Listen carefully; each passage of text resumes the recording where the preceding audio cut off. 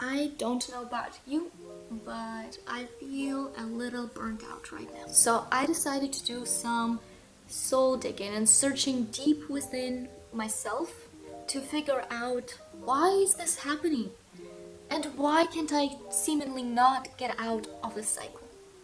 So the first question I asked myself, why is it happening? Why do you even get burnt out? And the answer I came up with is because I never tend to take breaks. I get home from work and I'm constantly in, I need to do this and I need to do this, and then I take some time to scroll my phone, and then it's been 2 hours and like, oh my god, there's still so much I have to do. So I don't really take a break to just calm down and relax. And I learned that breaks are important. Even if you don't want to have one, you should take one. It just helps you unfog your mind.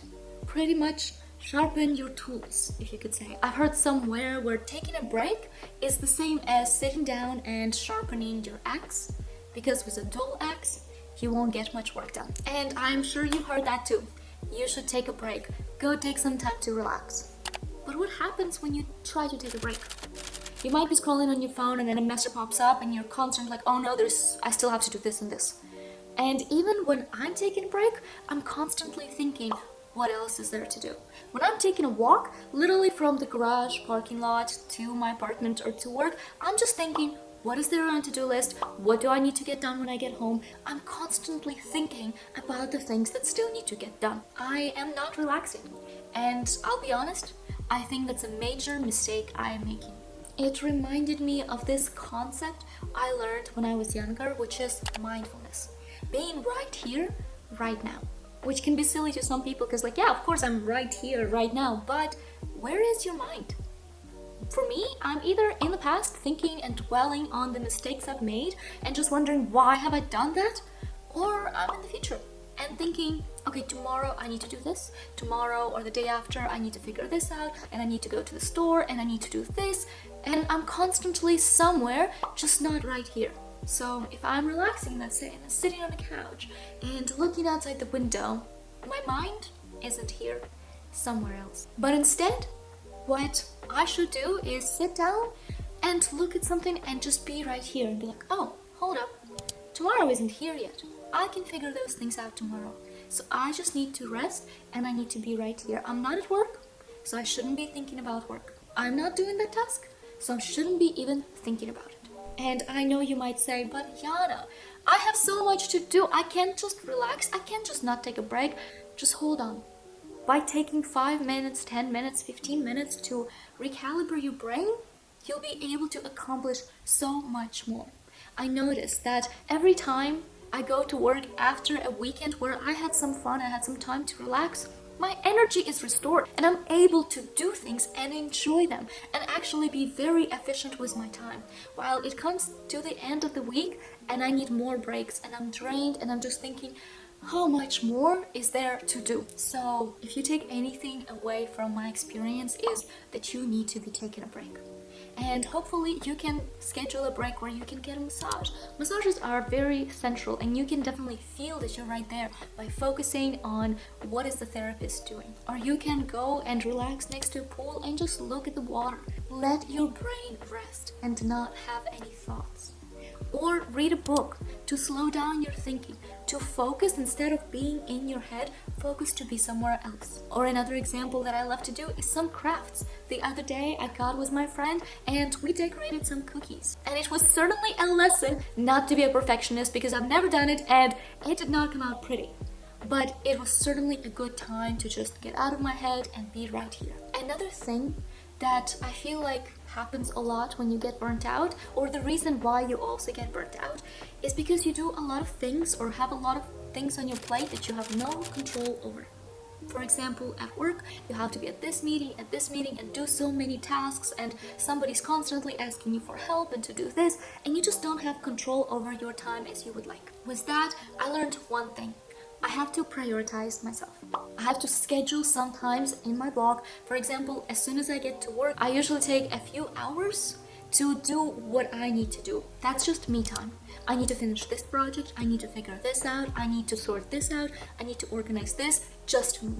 And when it gets to about 11 o'clock, that's when I'm gonna do other tasks that other people want me to. But before that, that's me time. Another thing, some things you can't control, like the weather, if it's going to rain. And I know it's difficult to think sometimes. I certainly went through thinking, why is nothing working out for me?